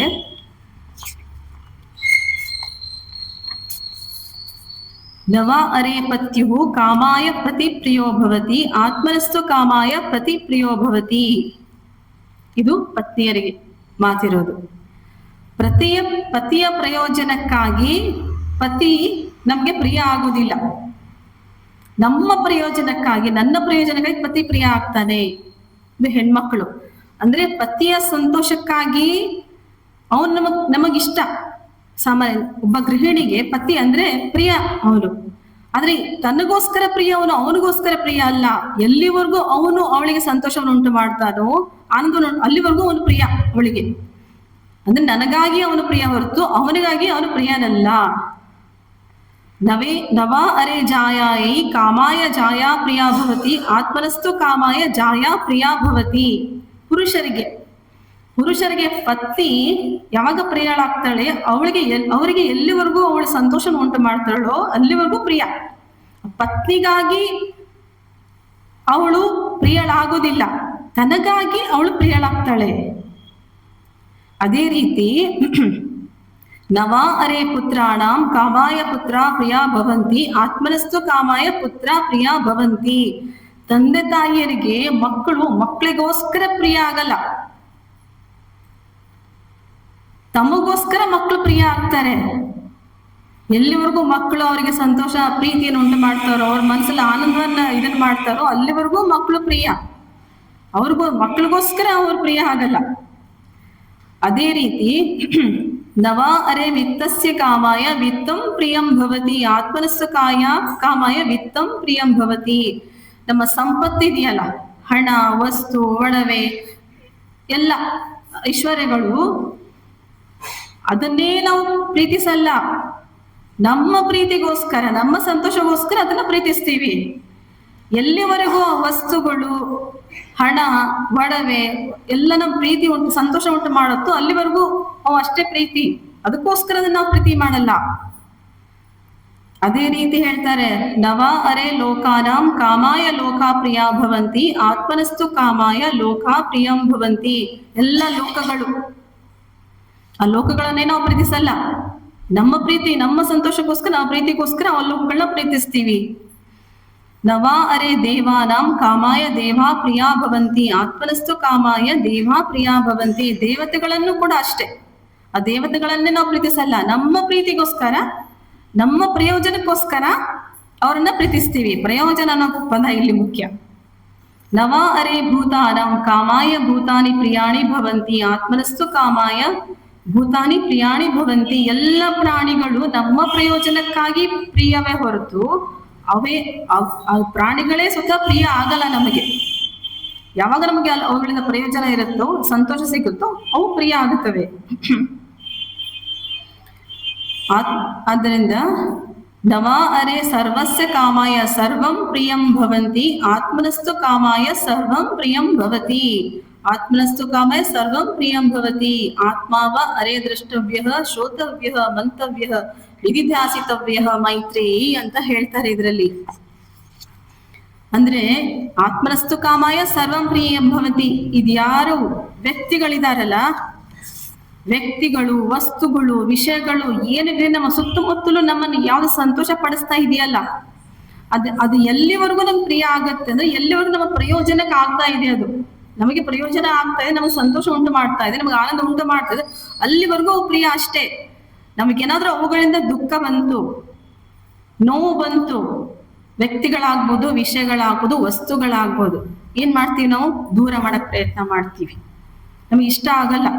ಯಾವ್ದು ನಮಗೆ ನೋವು ಉಂಟು ಮಾಡುತ್ತೋ, ದುಃಖ ಉಂಟು ಮಾಡುತ್ತೋ, ನಿರಾಶೆ ಉಂಟು ಮಾಡುತ್ತೋ, ಅಪಮಾನ ಉಂಟು ಮಾಡುತ್ತೋ, ನಮ್ಮ ಆತ್ಮವನ್ನ ಕುಗ್ಗಿಸತ್ತಲ್ಲ, ನಾವೇನ್ ಮಾಡ್ತೀವಿ? ದೂರ ಮಾಡ್ತೀವಿ. ಎಲ್ಲಿವರೆಗೂ ನಮಗ್ ಪ್ರಯೋಜನ ಇದೆ ಅಲ್ಲಿವರೆಗೂ ಪ್ರಿಯ. ಅಂದ್ರೆ ನಮ್ಮ ಸ್ವಸ್ವರೂಪ ಏನಾಯ್ತು? ಆನಂದ ಸ್ವರೂಪ. ನಮ್ಮ ಒಳಗೆ ಸ್ವಸ್ವರೂಪ ಆನಂದ, ಅದಕ್ಕೆ ಆನಂದ ಬೇಕು, ದುಃಖ ಇಷ್ಟಪಡಲ್ಲ ಅದು. ಪ್ರೇಮ ಸ್ವರೂಪ ಭಕ್ತಿ ಅಂತ ಹೇಳಿದ್ರು ಆಚಾರ್ಯ ನಾರದರು. ನಮ್ಮ ಒಳಗಡೆ ಇರೋದು ಆನಂದ ಸ್ವರೂಪ, ಆನಂದವನ್ನೇ ಬಯಸುತ್ತೆ. ಹಾಗಾದ್ರೆ ನಮ್ಮಲ್ಲಿ ವ್ಯಕ್ತ ಆಗೋ ಭಕ್ತಿ ಇದೆಯಲ್ಲ, ಪರಮ ಪ್ರೇಮ ಸ್ವರೂಪವಾದ ಪರಮ ಆನಂದ ಸ್ವರೂಪದ ಭಕ್ತಿ ಆತ್ಮದಿಂದ ಹೊರಹೊಮ್ಮಿದಂತ ಭಕ್ತಿ ಅದು. ಹಾಗಾದ್ರೆ ಆ ಭಕ್ತಿ ಸಾಮಾನ್ಯ ಆಗೋದಕ್ಕೆ ಹೇಗೆ ಸಾಧ್ಯ? ನಮ್ಮ ಆತ್ಮ ಸ್ವರೂಪವೇ ಭಕ್ತಿ, ನಮ್ಮ ಆತ್ಮಶಕ್ತಿಯೇ ಭಕ್ತಿಯಾಗಿ ಪರಮ ಆನಂದ ಸ್ವರೂಪ. ಬ್ರಹ್ಮನ ಸ್ವರೂಪ ಏನು? ಸತ್ಯ ಚಿತ್ತ ಆನಂದ, ಸತ್ಯ ಜ್ಞಾನ ಆನಂದ ಸ್ವರೂಪ. ಬ್ರಹ್ಮನ ಸ್ವರೂಪವೇ ಆನಂದ ಸ್ವರೂಪ, ಭಕ್ತಿ ಆನಂದ ಸ್ವರೂಪ. ಆ ಭಕ್ತಿಯನ್ನು ವ್ಯಕ್ತ ಮಾಡಿದಾಗ ನಮ್ಮ ಆತ್ಮ ಸ್ವರೂಪವೇ ಭಕ್ತಿಯ ಮೂಲಕ ವ್ಯಕ್ತ ಆಗ್ತಾ ಇದೆ ಅದು. ಹಾಗಾದ್ರೆ ಭಕ್ತಿಯ ಬಲ ಎಷ್ಟು ಇರಬಹುದು? ಆತ್ಮ ಬಲಕ್ಕೆ ಸಮಾನ ಭಕ್ತಿಯ ಬಲ. ಭಕ್ತಿ ಸಾಮಾನ್ಯ ಅಲ್ಲ, ಪರಿಶುದ್ಧವಾದ ಭಕ್ತಿ. ಅದಕ್ಕೆ ಭಗವಂತ ಏನ್ ಹೇಳ್ತಾರೆ? ಮುಕ್ತಿಯನ್ನಾದ್ರೂ ಕೊಟ್ಟೇನು, ಭಕ್ತಿಯನ್ನು ಕೊಡಲಲ್ಲ. ಯಾಕೆ? ಅಷ್ಟು ಬಲವಾದದ್ದು ಅಂತ, ಆತ್ಮಬಲವುಳ್ಳದಂತ ಭಕ್ತಿ ಅದು. ಭಗವಂತನೇ ತಲೆ ಬಾಗಬೇಕಾಗತ್ತೆ ಅಂತ ಭಕ್ತಿಗೆ. ಅಂಬರೀಷನ ಕತೆ ಬರುತ್ತೆ ಇದರಲ್ಲಿ, ಭಾಗವತದಲ್ಲಿ. ಅಂಬರೀಷ ಒಳ್ಳೆ ಭಕ್ತ, ನಿಷ್ಠಾವಂತ ಭಕ್ತ. ಅವರಲ್ಲಿ ಜ್ಞಾನ ಇತ್ತು, ವೈರಾಗ್ಯ ಇತ್ತು, ಜೊತೆಗೆ ಭಕ್ತಿ, ಅಗಾಧವಾದ ಭಕ್ತಿ ಇತ್ತು, ಭಗವಂತನಲ್ಲಿ ನಿಷ್ಠೆ ಇತ್ತು. ಅದೇ ರೀತಿ ಅವನ ಪ್ರಜೆಗಳು ಕೂಡ ಅಷ್ಟೇ ಭಕ್ತಿವಂತರಾಗಿದ್ರು. ಅವರು ಚೆನ್ನಾಗಿ ನೋಡ್ಕೊಂಡಿದ್ದ. ಅವನು ಪ್ರತಿನಿತ್ಯ ಪೂಜೆ, ಪಾರಾಯಣ, ಜಪ ಎಲ್ಲ ತಪ್ಪದೇ ಮಾಡ್ಕೊಂಡು ಬರ್ತಾ ಇದ್ದ. ರಾಜರ್ಷಿ ತರ ಯಾವುದೇ ರೀತಿಯಾದ ಆಸಕ್ತಿ, ಮೋಹ ಇರಲಿಲ್ಲ ಅವನ ರಾಜ್ಯದ ಆಡಳಿತದಲ್ಲಿ, ಅವನ ಸಂಪತ್ತಿನಲ್ಲಿ. ಪರಮಾತ್ಮಲ್ಲಿ ಅತ್ಯಂತ ಭಕ್ತಿಯನ್ನು ಹೊಂದಿದವನಾಗಿದ್ದು, ಪ್ರತಿ ಏಕಾದಶಿ 1 ವರ್ಷ ಬಿಡದೆ ಅವನು ಏಕಾದಶಿ ವ್ರತವನ್ನ ಮಾಡ್ಕೊಂಡು ಬರ್ತಾನೆ ರಾಜ ಅಂಬರೀಷ. ಅವನ ಪತ್ನಿ ಕೂಡ ಅಷ್ಟೇ ಭಗವದ್ಭಕ್ತಳವಳು, ಸಹಧರ್ಮಿಣಿ, ಅವನ ಧರ್ಮವಿನ ಅನುಸರಿಸುವಂತವಳವಳು.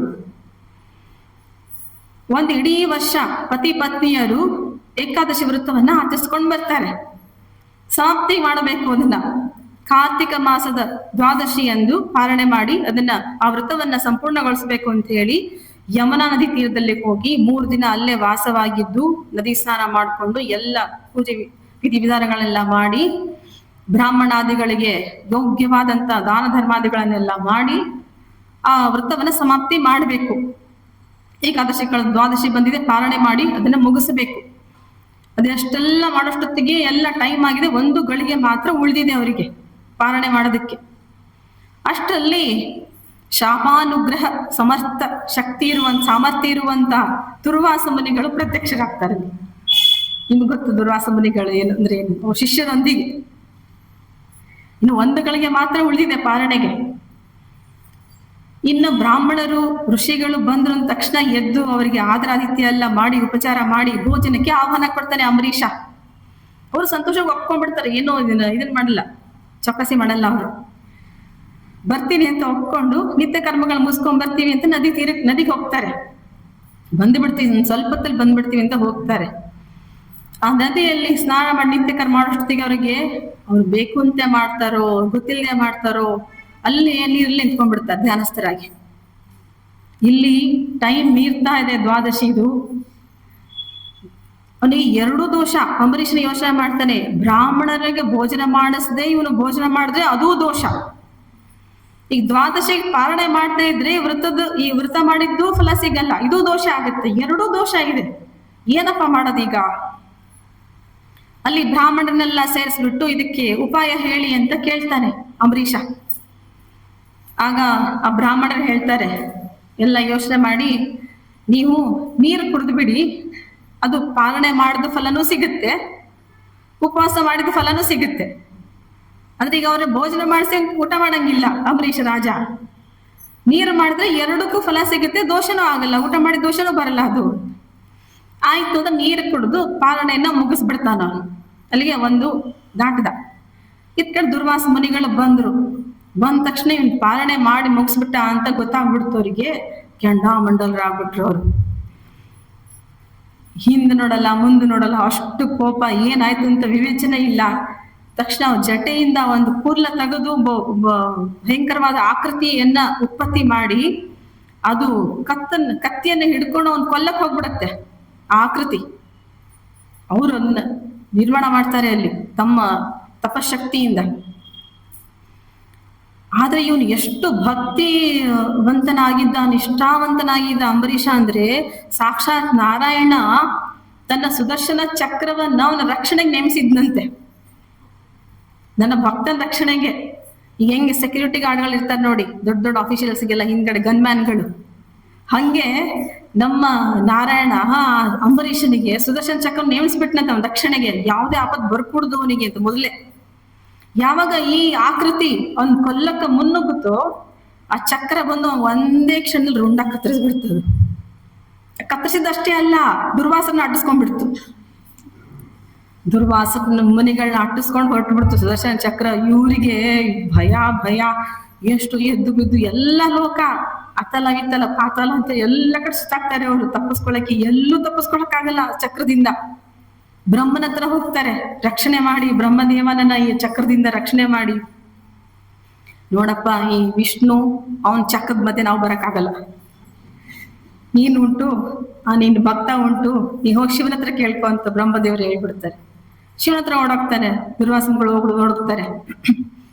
ಓಡೋದಾಗ ಶಿವನ ಹೇಳ್ತಾನೆ, ನಾನು ಇದರಲ್ಲಿ ಮಧ್ಯ ವಹಿಸಕ್ ಆಗಲ್ಲ, ನೀನು ಹರಿ ಹತ್ರನೇ ಹೋಗು, ಯಾರ ಚಕ್ರವೋ ಅವ್ರನ್ನೇ ಹೋಗಿ ಕೇಳ್ಕೊ.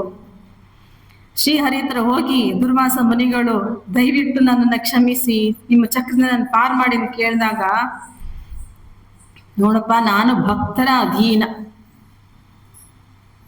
ನಾನು ಸ್ವತಂತ್ರನಲ್ಲ, ಅಸ್ವತಂತ್ರ. ನಾನು ಅವರಿಗೆ ವಶನಾಗ್ಬಿಟ್ಟಿದ್ದೀನಿ. ನಾನು ಇಷ್ಟಾವಂತ ಭಕ್ತರಿಗೆ ಅಧೀನ. ನಾನು ಅವ್ರನ್ನ ನನಗಿಂತ ಹೆಚ್ಚು, ನನಗಿಂತನೂ ಹೆಚ್ಚಲ್ಲ, ಅವ್ರು ನನ್ನ ಪತ್ನಿಗಿಂತೂ ಹೆಚ್ಚಲ್ಲ.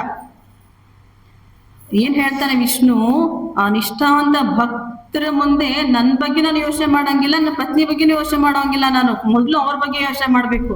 ಸರ್ವವನ್ನು ನಂಗೆ ಸಮರ್ಪಣೆ ಮಾಡ್ಕೊಂಡಿದ್ದಾರಲ್ಲ ಭಕ್ತರು, ಅದನ್ನ ನಾನೇನು ಮಾಡಕ್ಕಾಗಲ್ಲಪ್ಪ.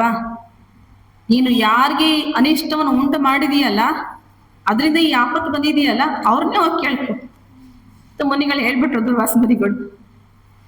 ಮತ್ತೆ ವಾಪಸ್ಸು ದುರ್ವಾಸ ಮುನಿಗಳು ಬಂದ್ರು. ವಿಷ್ಣು ಹೇಳ್ತಾರೆ, ಬ್ರಾಹ್ಮಣರ ಸ್ವಭಾವ ಕರ್ತವ್ಯವೇನು, ವಿದ್ಯೆ, ತಪಸ್ಸು, ವಿನಯ, ಅದನ್ನ ಮೀರಿ ಹೋದ್ರೆ ನಾನೇನ್ ಮಾಡಕ್ಕಾಗಲ್ಲ, ಅವ್ರ ಅನುಭವಿಸ್ಬೇಕು ಅದನ್ನ. ಮತ್ತೆ ತಿರುಗಿ ಬಂದು ದುರ್ವಾಸ ಮುನಿಗಳು ಅಂಬರೀಷನ ಕಾಲಿಗೆ ಬಿದ್ದು ಕ್ಷಮೆ ಯಾಚಿಸ್ತಾರೆ. ತಪ್ಪಾಯ್ತು, ನಿನ್ನ ಭಕ್ತಿನ ಅರ್ಥ ಮಾಡ್ಕೊಳ್ಳಿಲ್ಲ, ನೀನು ಸುದರ್ಶನ ಚಕ್ರನ ಶಾಂತಗೊಳಿಸು ಅಂತ ಹೇಳಿದಾಗ ಅಂಬರೀಷನಿಗೆ ನಾಚಿಕೆ ಆಗುತ್ತೆ. ಮುನಿಗಳ ಕಾಲಿಗೆ ಬಿದ್ದಾಗ ಅವನು ಭಕ್ತ ಅಂದ್ರೆ ಪರಮ ಭಕ್ತ ಅವನು. ನಂತರ ಶಾಂತ ಆಗಿ ದುರ್ವಾಸ ಮುನಿಗಳು ಅವ್ರಿಗೆ ತಪ್ಪಿನ ಅರಿವಾಗುತ್ತೆ. ಹೀಗೆ ಭಗವಂತನ್ ನಾವ್ ಯಾರು ನಂಬುತ್ತೀವೋ ಅವನ್ ಬಿಟ್ಟು ಕೊಡಲ್ಲ. ಈ ನಮ್ಮ ಮನೆಗಳು, ನಿಮ್ ಮನೆಗಳಲ್ಲಿ ನೋಡಿ, ಏನೇ ಒಂದ್ ಸಣ್ಣ ತಪ್ಪುಗಳೇ, ದೊಡ್ಡ ತಪ್ಪುಗಳೇ ಮಾಡ್ಲಿ, ಚಿಕ್ಕ ತಪ್ಪುಗಳೇ ಮಾಡ್ಲಿ, ಕುಟುಂಬದನ್ನ ಬಿಟ್ಟು ಕೊಡ್ತೀರಾ ನೀವು ಯಾರ ಮುಂದೆ? ಆಮೇಲೆ ಯಾರು ಇಲ್ದ ಹೋಗಿ ಬೈದ್ರು ಹೊಡೆದ್ರು ಚಿಂತೆ ಇಲ್ಲ. ಆದ್ರೆ ನಾವ್ ಎಷ್ಟು ಹೊಟ್ಟೆಗೆ ಹಾಕೊಳ್ಳಿ ಅಂತ ಮಾತಾಡ್ತಾರಲ್ಲ, ಬಿಟ್ಕೊಡಲ್ಲ ನಮ್ಮವ್ರನ್ನ. ನಾವಲ್ದೆ ಇನ್ಯಾರು ಇವ್ರಿಗಾಗ್ಬೇಕು? ಇಂಥ ಸಾಮಾನ್ಯ ಮನುಷ್ಯನೇ ಅದು ತಪ್ಪು ಮಾಡೋರ್ನ ರಕ್ಷಣೆ ಮಾಡ್ತಾರೆ ಅಂತ ಹೇಳಿದ್ರೆ, ಇನ್ ಭಗವಂತ ಭಕ್ತರನ್ನ ಕೈ ಬಿಟ್ಕೊಡ್ತಾನ ಅವನು? ಭಗವಂತ ನಮ್ಮನ್ನ, ಅವನ ನಂಬದವರಿಗೆ ಅವನು ಬಿಟ್ಟುಕೊಡಲ್ಲ. ಭಜನೆ 97 ಭಾಗ 1. ಹೇಗೆ ನಂಬದವರನ್ನ ಭಗವಂತ ರಕ್ಷಣೆ ಮಾಡ್ತಾನೆ, ಯಾರು ನಮ್ಮನ್ನ ಒಂದು ಕುರ್ಲು ಕದಲಿಸಕ್ ಸಾಧ್ಯ ಇಲ್ಲ ಭಗವದ್ ಭಕ್ತರಿಗೆ.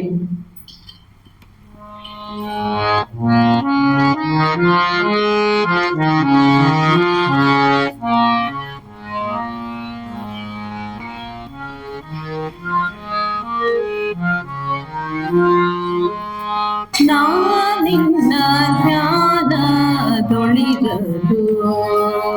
ಮಿಕ್ಕಹೀನ ಮಾನವರೇನು ಮಾಡಬಲ್ಲರೋ ರಂಗಾನ ನಿನ್ನ ಧ್ಯಾನದೊಳಿರಲು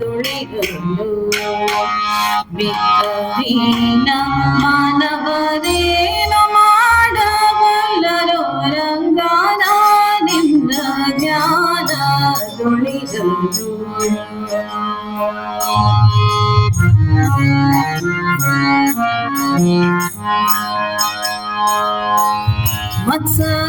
ಮತ್ಸರಿಸುವರೆಲ್ಲ ಕೂಡಿ ಮಾಡುವುದೇನೋ ಮತ್ಸರಿಸುವರೆಲ್ಲ ಕೂಡಿ ಮಾಡುವುದೇನೋ ಅಚೂಕ ನಿನಗೊಂದು ದಯೆ ಇರಲು ಮತ್ಸರಿಸುವರೆಲ್ಲ ಕೂಡಿ ಮಾಡುವುದೇನೋ ಅಚೂಕ ನಿನಗೊಂದು ದಯೆ ಇರಲು ವಾತ್ಸಲ್ಯ ಬಿಡದಿರೋ ನಿನ್ನ ನಂಬಿದೆ ದೇವ ವಾತ್ಸಲ್ಯ ಬಿಡದಿರೋ ನಿನ್ನ ನಂಬಿದೆ ದೇವ ಕಿಚ್ಚಿಗೆ ಇರುವೆ ಮುಟ್ಟುವುದೇ ಕೇಳಲು ರಂಗಾನ ನಿನ್ನ ಧ್ಯಾನದೊಳಿರಲು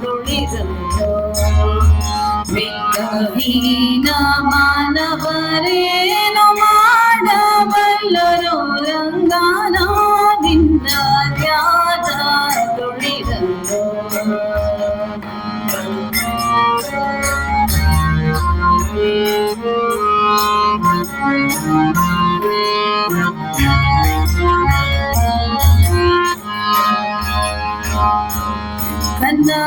ಕನ್ನಡಿಯೊಳಗಿನ ಗಂಡು ಕಂಡು ಕಳ್ಳ ಕನ್ನಡಿಯೊಳಗಿನ ಗಂಡು ಕಂಡು ಕಳ್ಳ ಕನ್ನವೇ ಕಾಲವನ ವಶವಾಹುದೇ ಕನ್ನಡಿಯೊಳಗಿನ ಗಂಡು ಕಂಡು ಕಳ್ಳ ಕನ್ನವೇ ಕಾಲವನ ವಶವಾಹುದೇ ನಿನ್ನ ನಂಬಲು ಮೊದಲು ಪುರಂದರ ವಿಠಲ ನಿನ್ನ ನಂಬಲು ಮೊದಲು ಪುರಂದರ ವಿಠಲ ಚಿನ್ನಕ್ಕೆ ಪುಟವನೆ ತಂದೆ ಆಹುದು ರಂಗಾನ ನಿನ್ನ ಧ್ಯಾನದೊಳಿರಲು ಮಿಕ್ಕಹೀನ ಮಾನವರೇನು ಮಾಡಬಲ್ಲರೋ ರಂಗಾನ ನಿನ್ನ ಧ್ಯಾನದೊಳಿರಲು ಮಿಕ್ಕಹೀನ ಮಾನವರೇನು ಮಾಡಬಲ್ಲರೋ ರಂಗಾನ ನಿನ್ನ ಧ್ಯಾನದೊಳಿರಲು.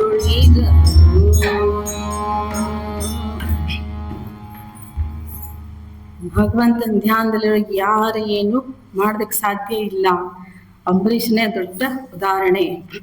ಇನ್ನೊಂದು ಪ್ರಸಂಗವನ್ನು ಹೇಳಿ ನನ್ನ ಮಾತನ್ನು ಮುಗಿಸ್ತೀನಿ. ಶ್ರೀರಾಮಕೃಷ್ಣರು ಹತ್ರ ಒಬ್ಬ ಭಕ್ತ ಬರ್ತಾನೆ. ಅವನಿಗೆ ಏನೋ ಒಂದು ಕ್ಯೂರಿಯಾಸಿಟಿ ಬಂದ್ಬಿಟ್ಟಂದ್ರೆ ಆ ಊರಿನ ಜಮೀನ್ದಾರ್ ಹತ್ರ ಎಷ್ಟು ಆಸ್ತಿ ಇದೆ, ಎಷ್ಟು ಮನೆಗಳಿದೆ, ಎಷ್ಟು ಹೊಲ ಇದೆ, ಎಷ್ಟು ಕಾಳಿದ್ದಾರೆ ಎಲ್ಲ ತಿಳ್ಕೊಬೇಕು ಅಂತ ನಂಗೆ ಆಸೆ ಆಗ್ಬಿಟ್ಟಿದೆ ಅಂತ ಹೇಳ್ತಾನೆ.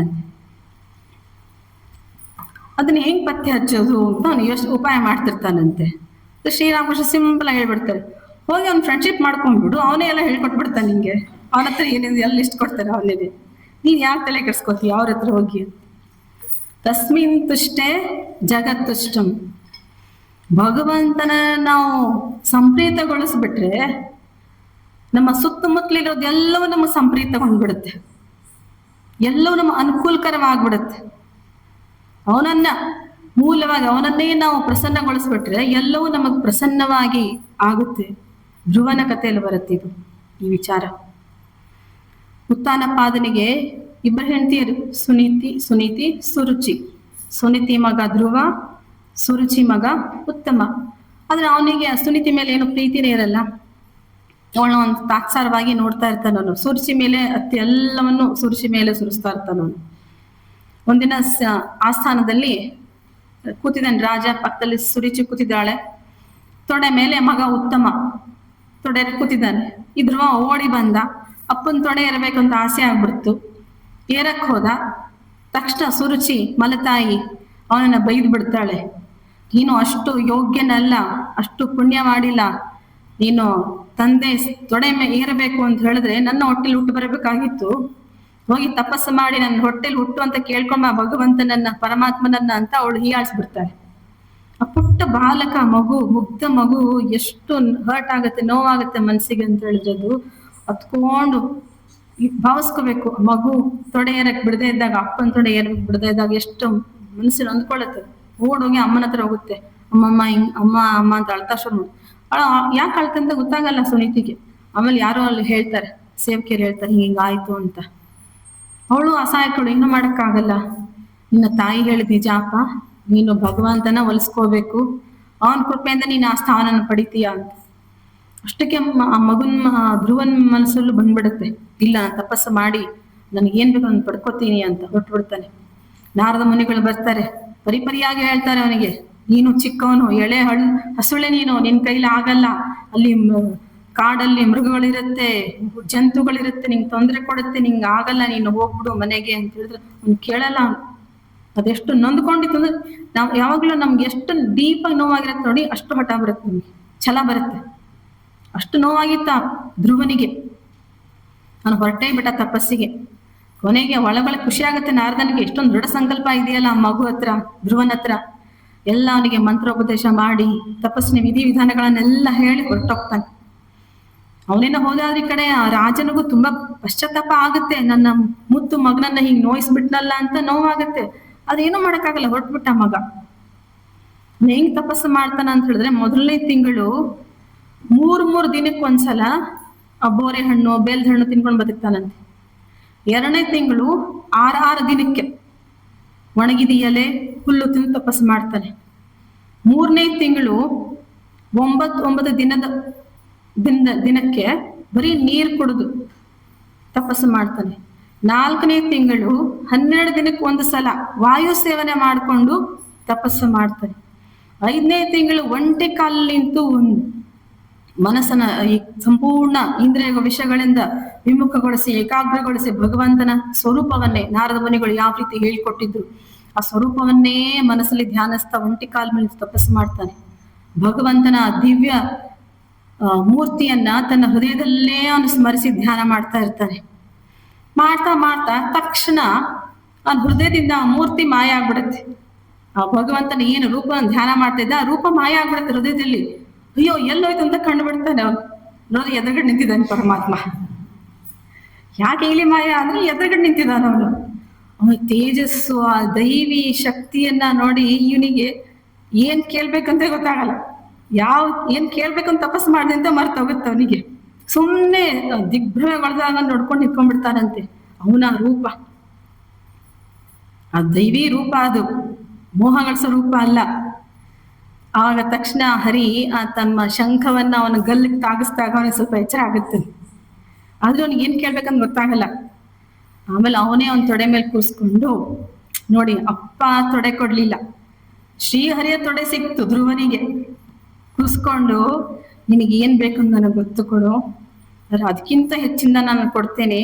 ಈ ಶಾಶ್ವತವಾಗಿ ಗ್ರಹ ತಾರೆಗಳು ನಕ್ಷತ್ರಗಳು ಇಲ್ಲವಾದ್ರೂ ಯಾವ ಗ್ರಹ ತಾರೆ ನಕ್ಷತ್ರಗಳು ಯಾರನ್ನ ಸುತ್ತಾರೋ ಆಧಾರವಾಗಿ ಇಟ್ಕೊಂಡು ಆ ಸ್ಥಾನ ಧ್ರುವ ಶಾಶ್ವತ ಸ್ಥಾನ ನಿಂಗೆ ಕೊಡ್ತೀನಿ ಅಂತ ಹೇಳಿ ಹರಿ ಅವನಿಗೆ ಆಶೀರ್ವಾದ ಮಾಡಿ ಕಳಿಸ್ತಾನೆ. ಮುಂದೆ ಹೇಳ್ತಾನೆ, ಇನ್ನು ಸ್ವಲ್ಪ ವರ್ಷಗಳಲ್ಲಿ ಅವನು ತಮ್ಮ ಕಾಡಿಗೆ ಹೋದಾಗ ಸತ್ತೋಗ್ತಾನೆ. ಅವನು ಬೇಟೆ ಆಡ್ಬೇಕಾದ್ರೆ ಅವನ ಮೋಹದಲ್ಲಿ ಅವನ ವಿರಹದಲ್ಲಿ ಮಲತಾಯಿನೂ ಕಾಡ್ಗಿಚ್ಚಿ, ಅಂದ್ರೆ ಅವನು ಶಾಪ ಅಲ್ಲ ಭಗವಂತಂದು, ಏನು ಆಗದಿದೆ ಮುಂದೆ ಹೇಳ್ತಾನೆ ಭಗವಂತ. ಅವನು ಹೊರಟೋಗುತ್ತಾನೆ. ಇನ್ನು ಸುಮಾರು ವರ್ಷಗಳ ಕಾಲ ನೀನು ರಾಜ್ಯವನ್ನ ಆಳ್ತೀಯ, ನಂತರ ಶಾಶ್ವತವಾಗಿ ನಕ್ಷತ್ರ ಲೋಕದಲ್ಲಿ ಇರ್ತೀಯ ಅಂತ ಕಳಿಸ್ತಾನೆ ಅವನು. ಇಲ್ಲಿ ತಪಸ್ಸೆಲ್ಲ ಮಾಡಿ ತಪಸ್ಸಲ್ಲಿ ಯಶಸ್ವಿ ಆದ ಅಂತೆಲ್ಲ ಸುದ್ದಿ ಊರಿಗೆ ಬರುತ್ತೆ ರಾಜನಿಗೆ. ರಾಜನಿಗೆ ಖುಷಿಯೋ ಖುಷಿ, ನನ್ನ ಮಗ ವಾಪಸ್ ಬರ್ತಾ ಇದ್ದಾನೆ, ಅದು ಸುರಕ್ಷಿತವಾಗಿ ಯಶಸ್ವಿಯಾಗಿ ಭಗವಂತ ದರ್ಶನ ಪಡ್ಕೊಂಡು ಬರ್ತಾ ಇದ್ದಾನೆ ಅಂತ. ಇಡೀ ಊರನ್ನೆಲ್ಲ ತಳಿರು ತೋರಣಗಳಿಂದ ಶೃಂಗಾರ ಮಾಡಿ ಸುಮಂಗಲಿಯರು ಕುಂಭಗಳನ್ನ ಹಿಡಿದುಕೊಂಡು ಏನೇನ್ ಮಾಡ್ಕೊ ಒಂದು ಹಬ್ಬದ ವಾತಾವರಣ ವಿಜೃಂಭಣೆಯಿಂದ ಅಲಂಕಾರ ಮಾಡ್ತಾನೆ. ಪ್ರವೇಶ ದ್ವಾರದಲ್ಲಿ ಅಷ್ಟು ಕುದುರೆಗಳು, ಆನೆಗಳು, ಬ್ರಾಹ್ಮಣರು ಅವನನ್ನ ವೆಲ್ಕಮ್ ಮಾಡೋದಕ್ಕೆ. ಹೋಗಿದ್ದಾಗ ಹೆಂಗ್ ಹೋಗಿದ್ದ ಧ್ರುವ ಅವಮಾನಗೊಂಡು ದುಃಖಿತನಾಗಿ ನಿರಾಶೆಗೊಂಡು, ಈಗ ನೋಡಿ ಭಗವಂತನ ಅನುಗ್ರಹ ಆಗ್ಬಿಡ್ತಲ್ಲ, ಎಂತ ವೆಲ್ಕಮ್ ಇದು, ಸ್ವಾಗತ ಅವನಿಗೆ. ರಾಜ ಸ್ವತಃ ನಿಂತ್ಕೋತಾನೆ ಪ್ರವೇಶ ದ್ವಾರ ಹತ್ರ. ರಾಜ, ಅವನ ಪತ್ನಿ, ಇಬ್ರು ಪತ್ನಿಯರು ಸ್ವಾಗತ ಮಾಡಿ ನಿಂತ್ಕೋತಾರೆ.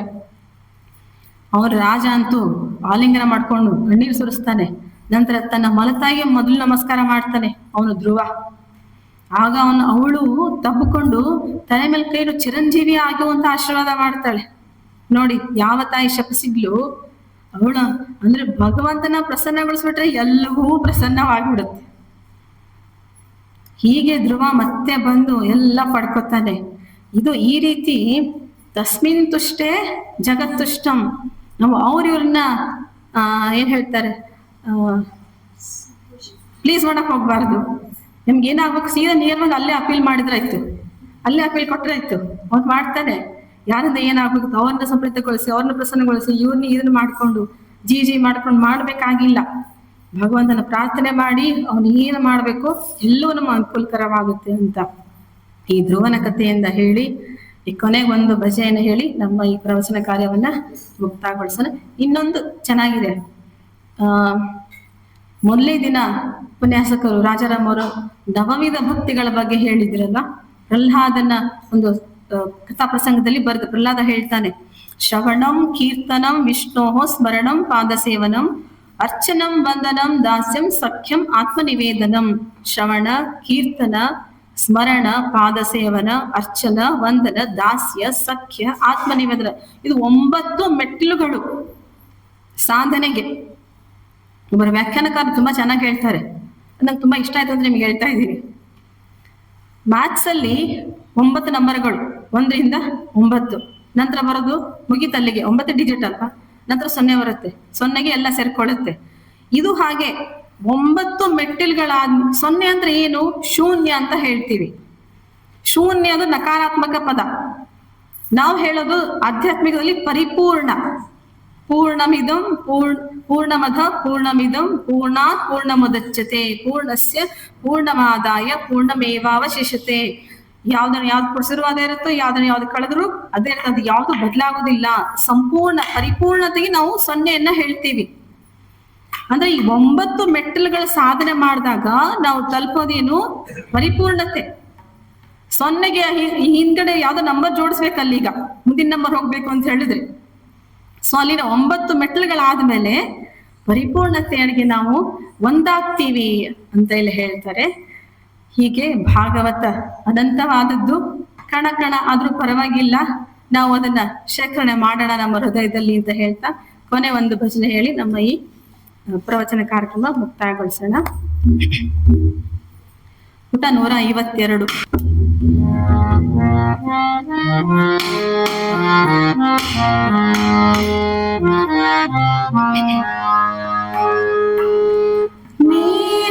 ನಿರಂಜನ ಹರಿಚಿಂತನ ಮೂರ್ತಿಯನು ನೆನೆಯುವ ನಿರಂತರ ಮೋಹನ ಮೂರ್ತಿಯನು ನೆನೆಯೋ ನಿರಂಜನ ಹರಿಚಿಂತನ ಮೂರ್ತಿಯನು ನೆನೆಯೋ ನಿರಂತರ ಮೋಹನ ಮೂರ್ತಿಯನು ನೆನೆಯೋ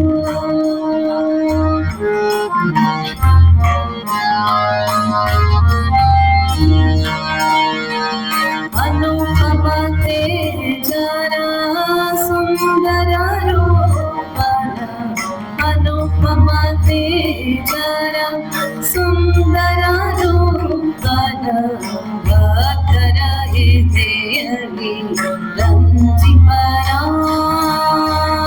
ಅನುಪಮ ತೇಜರ ಸುಂದರ ರೂಪನ ಭಕ್ತರ ಎದೆಯಲಿ ರಂಜಿಪರ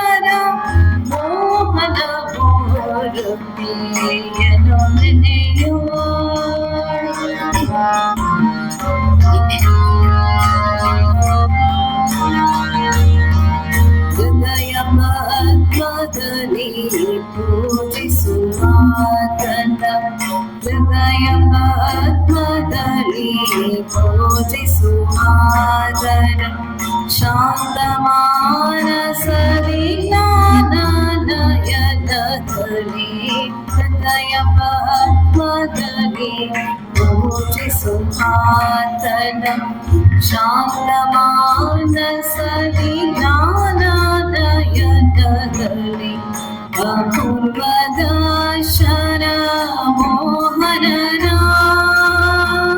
ಭಕ್ತಿಯೋಗದ ಆವೇಶದಿ ಮುಳುಗಿಪ ಭಕ್ತಿಯೋಗದ ಆವೇಶದಿ ಮುಳುಗಿಪ ಚಿದಾನಂದ ರಸ ಸಾಗರನ ನಿರಂಜನ ಹರಿಜೀವನ ಭಾರತೀಯರೋ ನೆನೆಯೋ ನಿರಂತರ ಮೋಹನ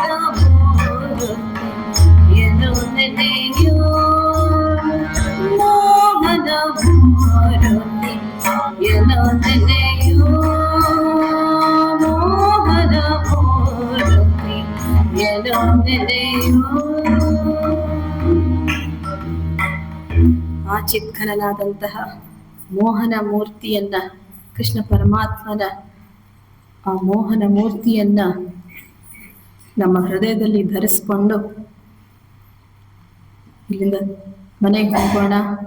ನಿರಂತರವಾಗಿ ಆ ಸ್ಮರಣೆಯನ್ನ ಆ ದರ್ಶನವನ್ನ ಮನಸ್ಸಲ್ಲಿ ಉಳಿಸ್ಕೊಳ್ಳುವಂತೆ ಭಗವಂತ ನಮ್ಗೆಲ್ರಿಗೂ ಅನುಗ್ರಹ ಮಾಡಲಿ ಅಂತ ಪ್ರಾರ್ಥನೆ ಮಾಡ್ತಾ ನನ್ನ ಈ 2 ಮಾತುಗಳನ್ನ ಶ್ರೀಕೃಷ್ಣ ಪರಮಾತ್ಮನ ಪಾದಗಳಲ್ಲಿ ಅರ್ಪಿಸಿ ಮುಗಿಸ್ತೇನೆ. ಜಯ ರಾಮಕೃಷ್ಣ.